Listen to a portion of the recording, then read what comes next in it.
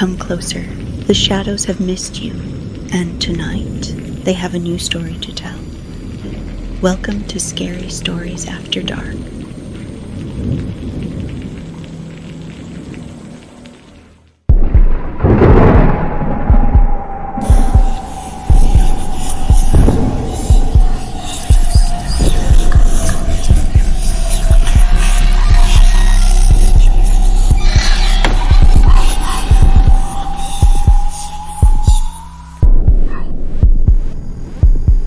The road shouldn't have existed.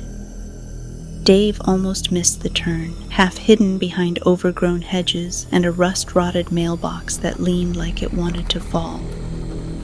He slowed the truck, tires crunching over gravel that hadn't seen a car in years. The air changed the deeper he drove, thicker, heavier, like dust stirred up from a tomb. He wasn't supposed to be here, just a detour, he'd told himself, a scenic route home after another 12-hour shift. But when the trees opened, the house appeared, an enormous silhouette at the top of a hill, windows black and unblinking. For sale by owner sign leaned crooked near the gate, the paint faded but legible. 10 bedrooms, 7 baths, price to move.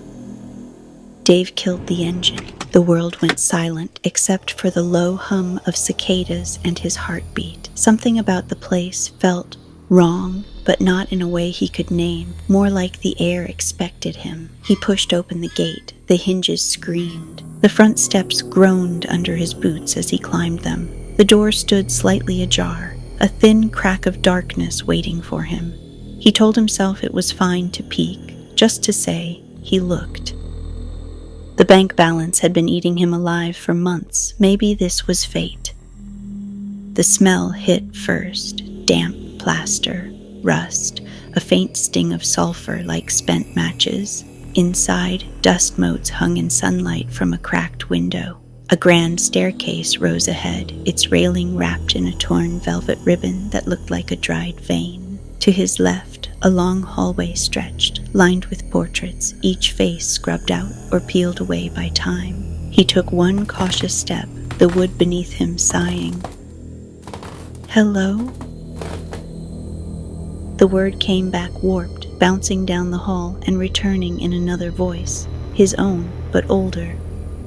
Something moved upstairs, a slow, dragging shuffle. Dave froze, pulse hammering. He stared at the ceiling, waiting. Silence. "Probably a raccoon," he whispered. Saying it out loud made it feel real, made it safe enough to move again. In the dining room, a brass placard rested against the wall, half buried in dust. He crouched, wiping it clean with his sleeve. The engraving gleamed faintly in the dying light. Warden's House, established 1821. The metal felt warm against his skin, like it had been sitting in the sun. Dave swallowed hard. Warden?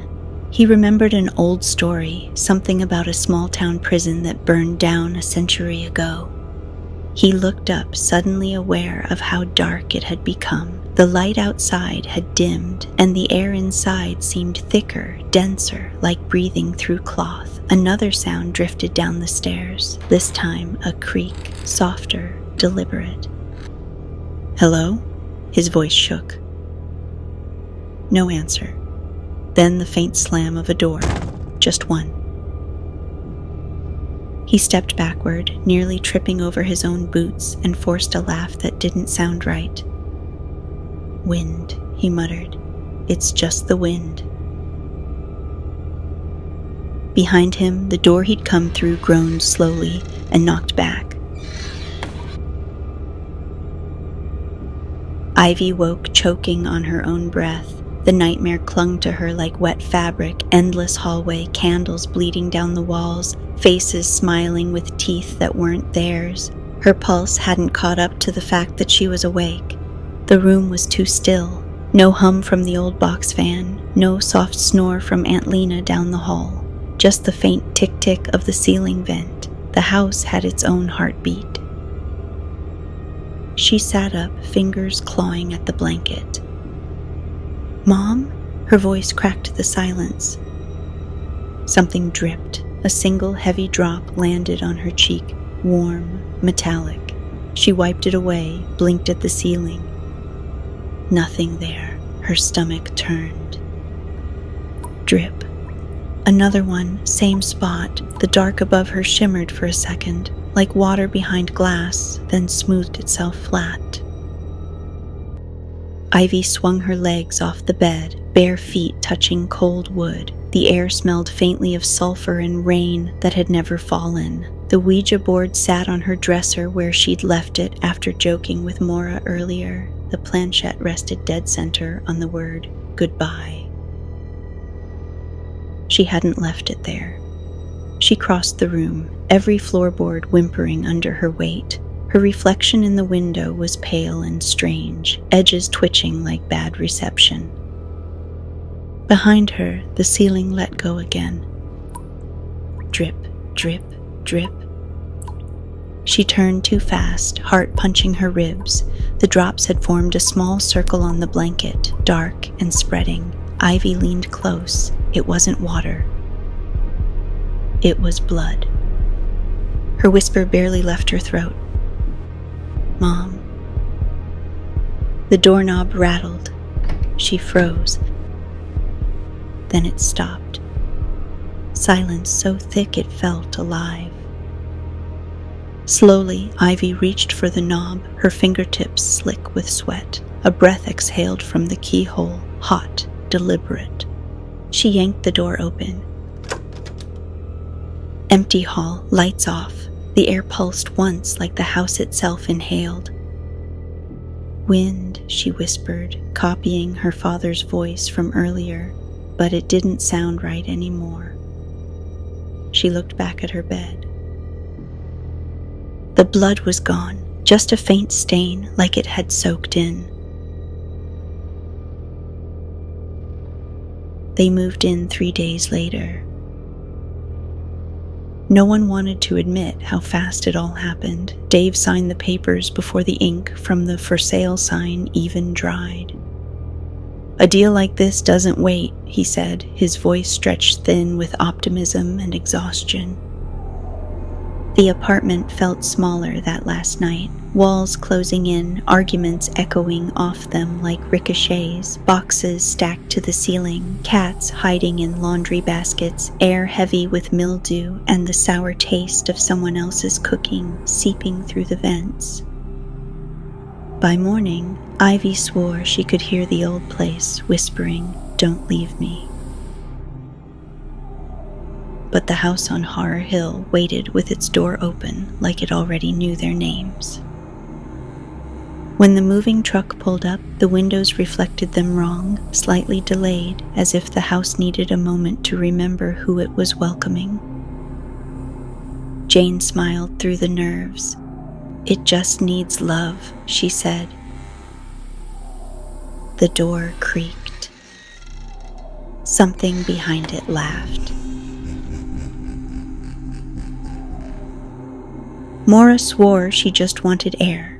That was the excuse she gave when she slipped out through the side door while the adults argued about wiring and mold.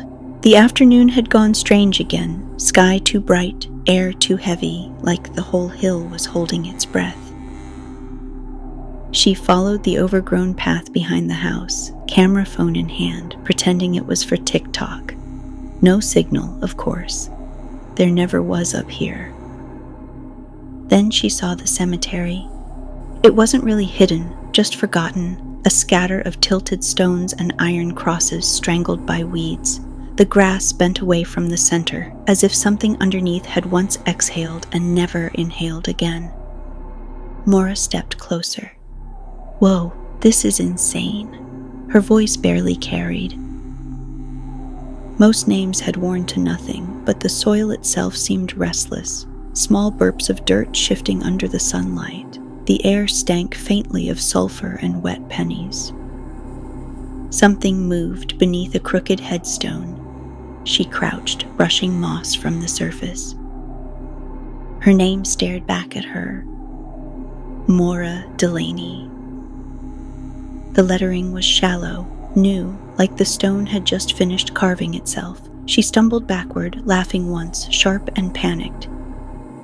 "Okay, that's... No way." Behind her, flowers rattled in the wind, except there was no wind. Each bloom slowly turned toward her, faces following her like an audience. Her heart thudded. "Ivy?" she called. No answer. She backed away, crunching through dead grass, her eyes darting between the graves. The ground gave a small sigh beneath her feet, like a lung deflating, and a faint whisper fluttered through the air. It sounded like her own voice, repeating, "Don't leave yet." Her breath caught. What? Then came the hum, a low vibration rising from the dirt, steady and deep, syncing with her pulse. Every headstone vibrated softly in rhythm. She dropped her phone. The screen blinked to life on its own, recording. A thin red bar pulsed at the top. REC, and a new file name appeared. graveopening.mp4. The soil in front of her rippled once. A child's tooth surfaced, clean and white. Then another, and another. Mora whispered, "They're not resting, are they?" The flowers nodded.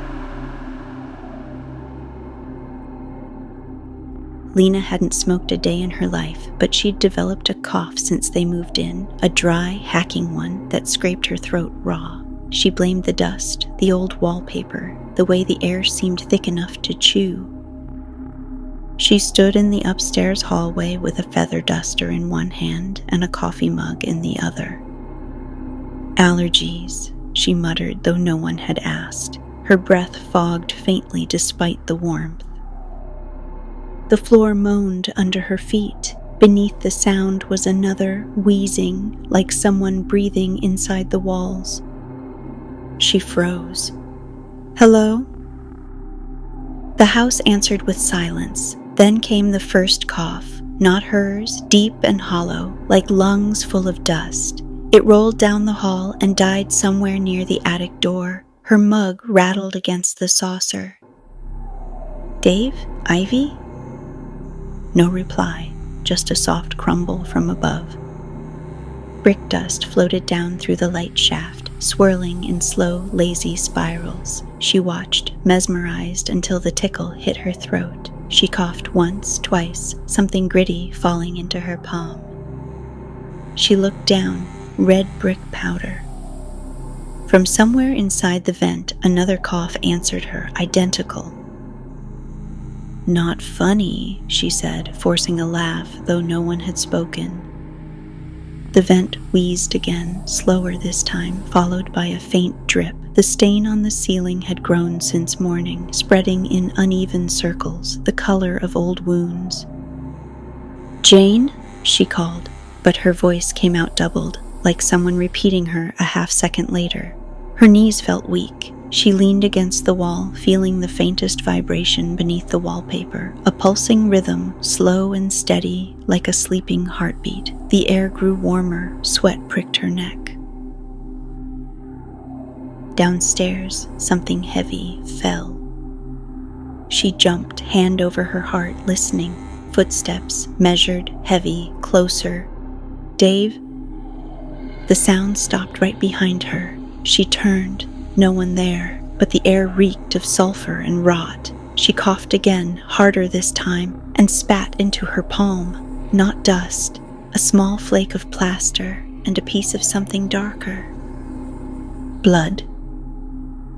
The wall beside her gave a low, shuddering exhale, and from deep in the pipes the house coughed back.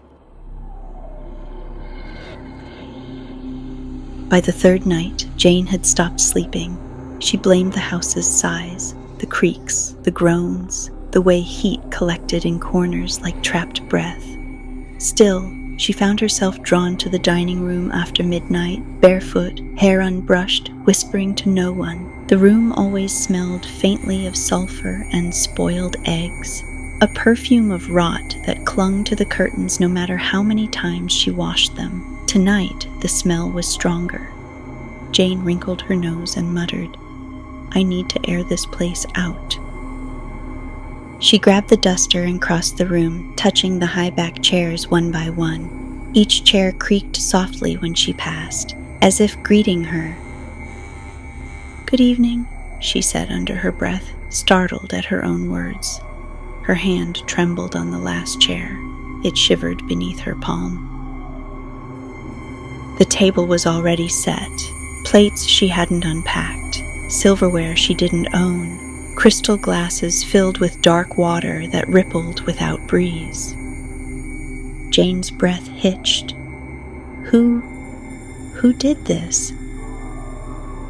A voice slid out from somewhere near her ear. Soft, female, commanding, "Sit them down." Jane spun, but the room was empty. Only her reflection in the glass door stared back, eyes wide, unfocused. "Dave?" she called out. No answer. Her pulse pounded in her temples. She reached for one of the chairs and began pulling it out. The wood groaned in protest, heavy as stone. Then, on its own, it slid smoothly into place, aligned perfectly to the table's edge. Another followed, then another. Within seconds, the entire table rearranged itself, chairs gliding into neat precision like invisible hands had straightened them. Jane backed away, trembling. "No." "Hands on the table," whispered the voice again, firmer this time. Her fingers moved before her mind caught up, pressing flat against the cold oak surface. The table vibrated faintly beneath her palms. The plates clinked once in unison. Her mouth moved, but it wasn't her voice anymore. "Quiet. Be still, the children will behave."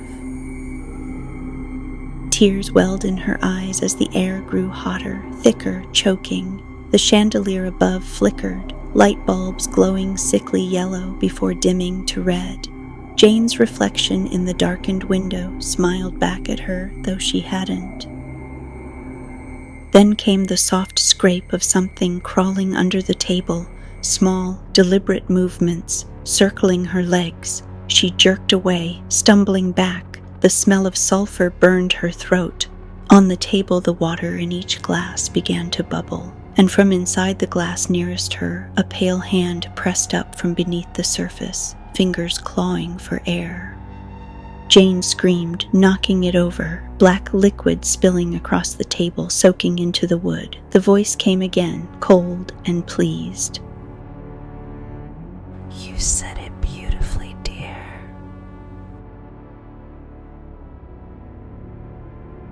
Dave hadn't planned on going down there. He just wanted to find the breaker panel.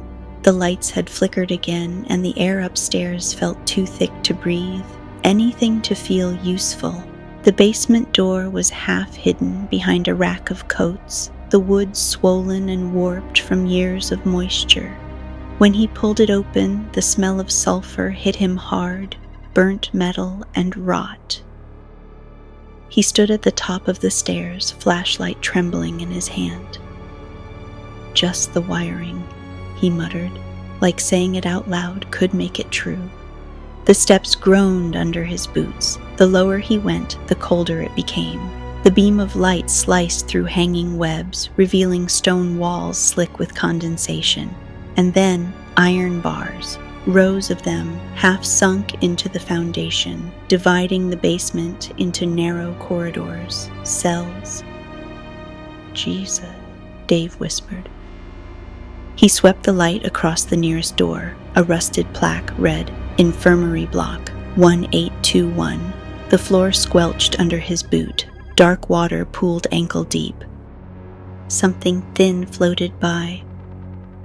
A rosary. The beads were teeth. He froze. The beam caught movement deeper in, a shadow sliding past one of the bars, too tall, too slow. "Jane," he called, though his throat was tight. no answer. He turned the corner, found a heavy desk half swallowed by the wall. On it sat a massive ledger bound in iron, edges blackened as if burned. Dust covered most of it except for the center, where a handprint had been recently pressed. Dave hesitated, then flipped it open. Ink bled across the pages, names rows of them, each followed by words like disobedience, theft, blasphemy. At the very bottom, his flashlight caught something new. David Morris, speaking out of turn. His stomach dropped. "What the hell?" he whispered, running his fingers over the still wet ink. Keys clinked somewhere behind him. He spun around, no one there, just the rhythmic drip of water echoing off stone. Then the air shifted, warmer now, almost breathing. Bootsteps followed, the slow, measured pace of someone who believed the world belonged to them. Dave's light shook as he aimed it down the corridor. Nothing. He swallowed hard and backed toward the stairs. That's when he felt it, pressure on his wrist, like something branding him. He looked down. A dark stamp seared into his skin, glowing faintly in the beam's edge. Property of the warden. The sound of metal scraping concrete rose behind him, closer this time. Who's there? Keys rattled again, this time from every direction. He bolted for the stairs. Behind him, a door slammed shut, iron grinding against stone. The echo of a man's voice chased him up the steps, deep, calm, cruel. "Curfew inmate." Maura told Ivy she was just going to grab something from the car. That was half true. She did take her phone, but her feet carried her down the hill, flashlight beams shaking over grass, silvered by moonlight. The air buzzed with low insect hums that cut off whenever she stopped moving. The graveyard waited for her. She could see it breathing from here. The tall weeds swaying through the night was perfectly still. Her chest thrummed with a nervous excitement she couldn't explain, like she was sneaking toward a secret that wanted to be found. When she crossed the first row of stones, the smell hit her. Sulfur and damp rot, sharp enough to sting her eyes. Still, she smiled. "It's just earth," she whispered. "Old earth." The graves no longer looked random. From above, they must have formed a pattern, a spiral curling toward the center where a single blank monument stood. Its face was smooth marble, untouched by age. Maura reached out, tracing the surface. Cold. Too cold. Letters began etching themselves beneath her fingertips, slow and deliberate. Open. Her breath caught. She stumbled back, watching as the dirt around her feet trembled. A low hum pulsed from beneath the ground, steady, hypnotic, each vibration syncing with her heartbeat. "Stop," she whispered, pressing her hands over her ears. But the sound wasn't in her ears, it was in her blood. The flowers nearby turned their heads toward her again. Every single bloom faced her, stems bending with the creak of old wood. "Okay," Maura whispered, trembling but drawn closer. "I'm here. What do you want?" The dirt split. A thin crack spread between her boots, light bleeding through, dull red, the color of an ember under ash. The hum deepened until it became a growl, and then she saw them. Figures pushing up from the soil, teenagers, jawless, eyes glowing faintly, mouths torn open where throats should have been. They clapped in perfect rhythm to the heartbeat of the ground, soundless palms smacking against each other. Maura's light died. She stood frozen, the dark alive with their movements. One stepped closer, tilting its head like it was listening. Then it lifted a finger to where lips should have been and hissed, a wet, rattling sound that seemed to come from everywhere at once. "Shh," When the moonlight cut back through the clouds, the graves were still again. No figures, just overturned soil. Mora's hands shook as she picked up her phone. The screen glowed with a new recording she hadn't started. File name, therawake.mp4. She played it. Her own voice whispered through the speaker, distorted and breathless. They're almost ready to open the gate.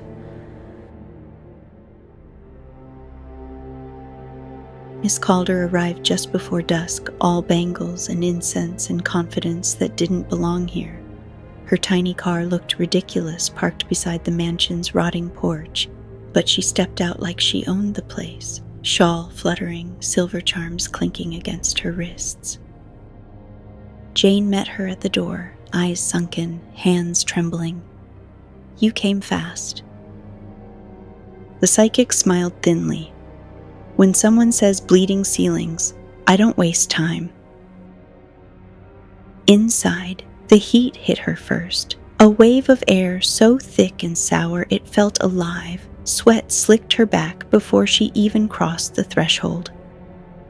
Miss Calder paused, hand hovering above the doorway.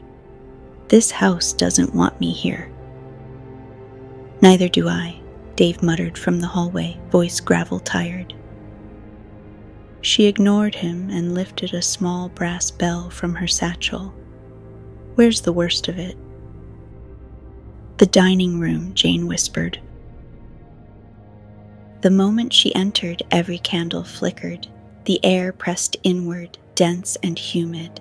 Miss Calder closed her eyes, whispering Latin under her breath, letting the bell dangle between her fingers. "All right," she murmured. "Show me." The bell chimed once, bright, clear, then again, lower, slower. On the third chime, something exhaled through the vents. Hot, sulphurous air poured into the room, stinging their eyes. Jane coughed, voice breaking. "What's happening?" Miss Calder's tone sharpened. "Quiet." She lifted her other hand, palm out. "There's movement under us." The chandelier swayed, the table vibrated. The plates rattled in sequence, one after another, like a roll call. Then silence.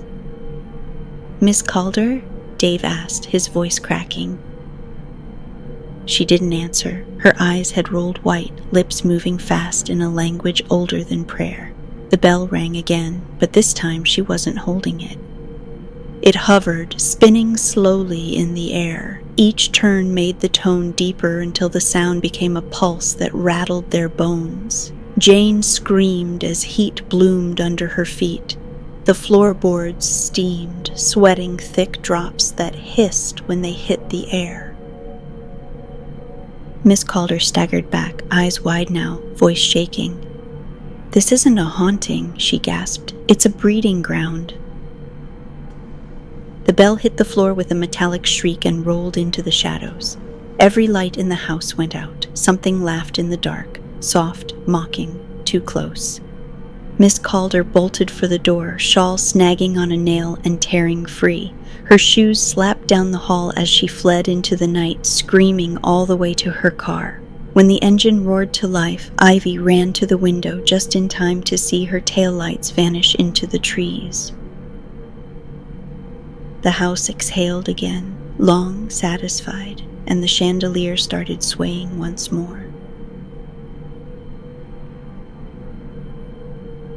The storm didn't start with thunder, it started with the smell. Ivy woke first, nose wrinkling at the thick stench of sulfur and rot crawling through the vents. The air felt wrong again, too heavy, humming with static. Rain hadn't touched the windows, yet the ceiling above her shimmered with moisture. "Mom," she whispered, pushing the blanket off. "You smell that?" No answer. Just the faint creak of someone pacing downstairs. She stepped into the hall. Every bulb flickered the same rhythm as her heartbeat. Somewhere in the distance, a steady drip, drip, drip kept time with her pulse. By the time she reached the staircase, the sound had multiplied. Dozens of drips, a chorus. She looked up. The ceiling bulged, color shifting from pale to dark, like something gathering just beneath the plaster. The first drop splashed across her forehead, warm, sticky, blood. She froze, too afraid to breathe. Then the bulge split open. A thin red stream spilled down in a spiral, splattering against the floorboards. The sound built faster, heavier, like rain. Within seconds, crimson poured from every seam, every light fixture, every vent. Jane's scream echoed from the kitchen. "Get out of the house!" Ivy stumbled back as blood splashed over her hands and face. It burned like salt water in her eyes, tasted metallic on her tongue. Dave came charging from the hall, clothes already soaked. "The windows won't open." He slammed his shoulder against one. Glass rattled, but didn't break. The walls themselves seemed to breathe, swelling and contracting in rhythm with the storm. Lena slipped, catching herself on the banister. "It's coming from upstairs." The blood ran downhill like gravity had shifted, pooling toward the nursery door. Jane's voice cracked. "No, don't open it." But Ivy was already moving, heart pounding against her ribs. The nursery door was closed, rattling softly in its frame. Each knock from inside matched the cadence of the dripping ceiling. She hesitated, trembling. "Who's in there?" Silence, then a single clear knock, gentle, childlike. The doorknob turned halfway by itself, slick with blood. Ivy screamed, backing away as the floor around her began to ripple. Blood spread across the boards, rising like a tide. Dave grabbed her arm. "Basement, go!" They ran as a bolt of light shot through the ceiling, not lightning, something else, a pulse of red energy that made the walls vibrate and the air taste like iron. The chandelier tore loose, shattering against the floor. Glass embedded itself in the walls like teeth. And then silence. Only the steady patter of dripping blood remained, quieter now, as if the storm had gotten what it wanted. Jane's whisper broke the stillness. "It's not the house bleeding anymore." They looked at her. She was staring at the ceiling, voice small, eyes wide. "It's us." By morning, the house had gone still again, but stillness didn't mean safety anymore. It meant waiting. Ivy hadn't slept. Every surface in the house carried a faint tack of dried blood, and the air still tasted like rust and sulfur. The only sound was the faint hum coming from the vents, a tune, almost, like someone humming a lullaby through miles of pipe. She found her mother at the dining table again. Jane sat perfectly straight, her hair combed back, hands folded in front of her. Every chair around the table had been set for breakfast, plates gleaming, silverware aligned, glasses polished. "Mom," Ivy whispered. Jane's lips curved in a slow smile that didn't reach her eyes. "We don't eat until everyone's seated." "Mom, what are you?" "Sit down." The command came out layered, two voices braided together, hers and something older, colder. Dave appeared in the doorway, face pale, eyes hollow.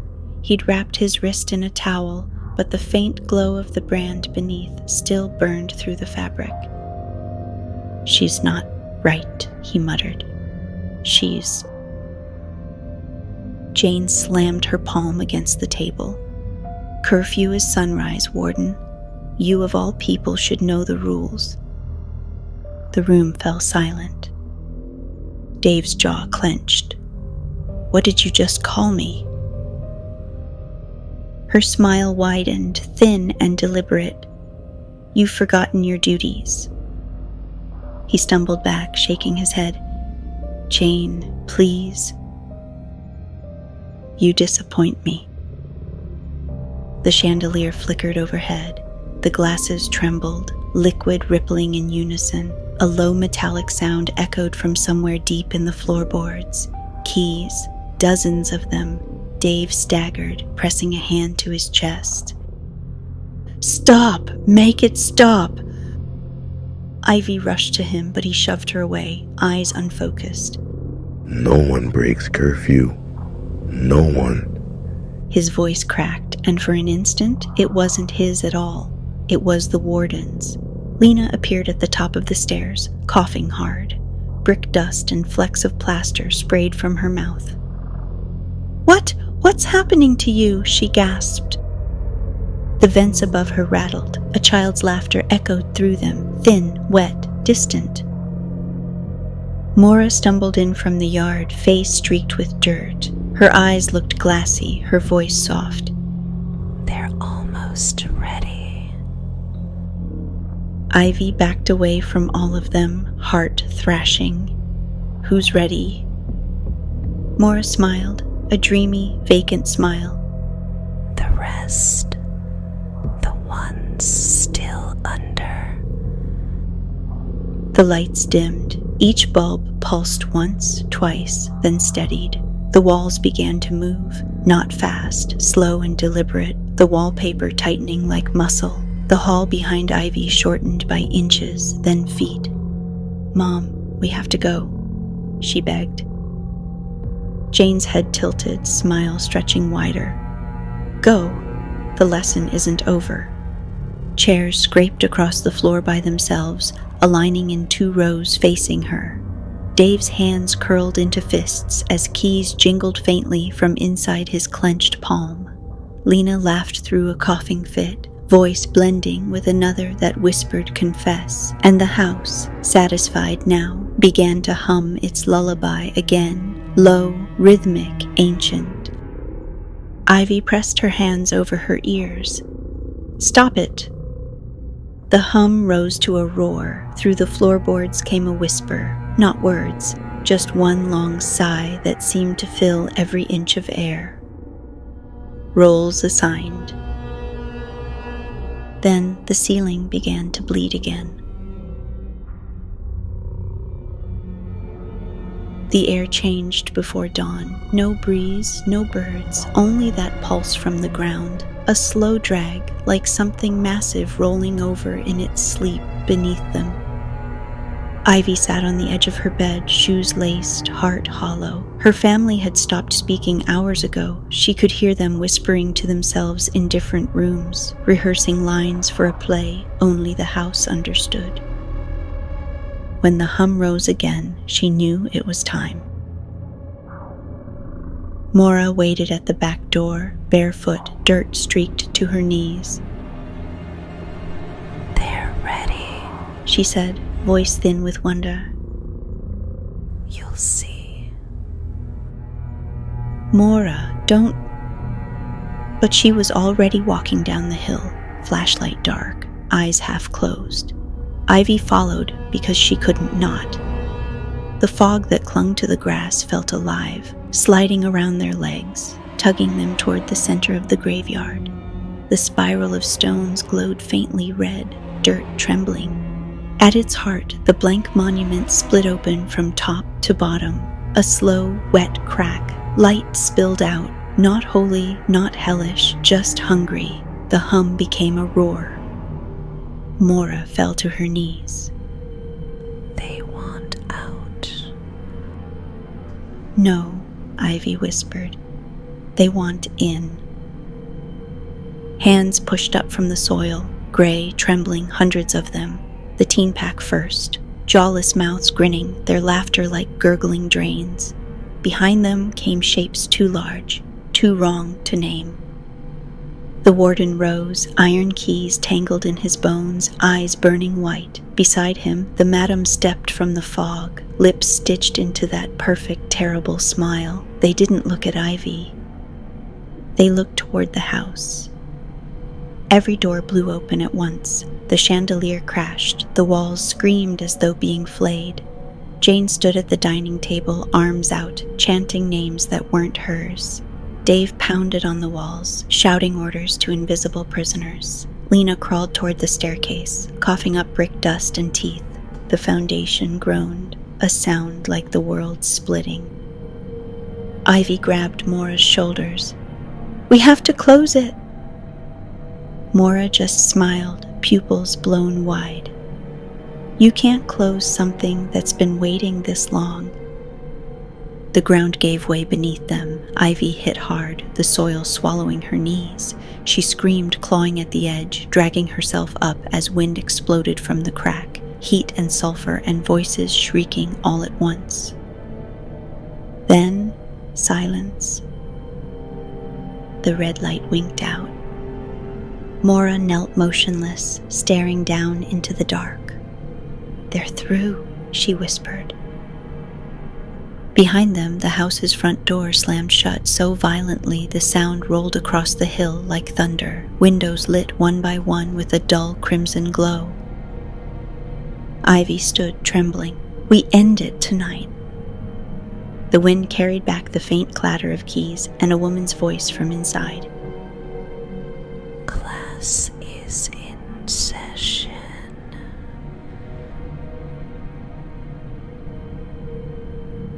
The front doors were already sealed when Ivy reached them. The brass handles burned her palms. The wood pulsed under her fists like something alive beneath the varnish. "Mom!" she shouted. "Dad!" The house answered with the sound of keys turning, every lock in the place sliding home one after another, clack, clack, clack, until there was no way out. Heat bled from the walls. The air shimmered with it, sulfur and rot thick enough to taste. She ran toward the dining room. Jane stood at the head of the table again, hair plastered to her face, teeth bared in a smile that didn't belong to her. The chandelier's remaining bulbs glowed blood red. "Sit, children," she said in the madam's voice. "It's time to pray." Dave sat opposite her, shoulders twitching, hands folded as if waiting for orders. Keys jingled faintly inside his clenched fist. "Dad, please," Ivy begged. "You're still in there." He turned his head toward her, eyes cloudy. "Curfew, inmate." "Stop it," she screamed. The ceiling split open above them, blood cascading like rain. It soaked the tablecloth, the plates, their clothes. Jane lifted her face into it, laughing. Lena staggered in from the hall, crawling on hands and knees, coughing out more brick dust and blood. Her voice came in two tones, overlapping. "Forgive us." The lights blew out. Only the crimson glow from the windows remained, pulsing like a heartbeat. Ivy's breath came ragged. Think, move, end it. She tore through the parlor, slipping on blood-slick floors, until her eyes found the furnace door gaping in the basement stairwell. The Ouija board lay where she'd left it days ago, its planchette twitching on its own. She grabbed it, hands shaking, and whispered, "Goodbye." Then she shoved the board into the flames. The fire screamed. A roar erupted through the house, walls trembling, portraits peeling off in sheets. The floor heaved under her feet as if the foundation itself tried to breathe her in. From upstairs came a single unified shriek. Jane, Dave, Lena, voices folding into one enormous howl. Ivy covered her ears and kept pushing the board deeper into the fire. "Let them go." The house convulsed. Glass shattered inward. Air sucked from the rooms.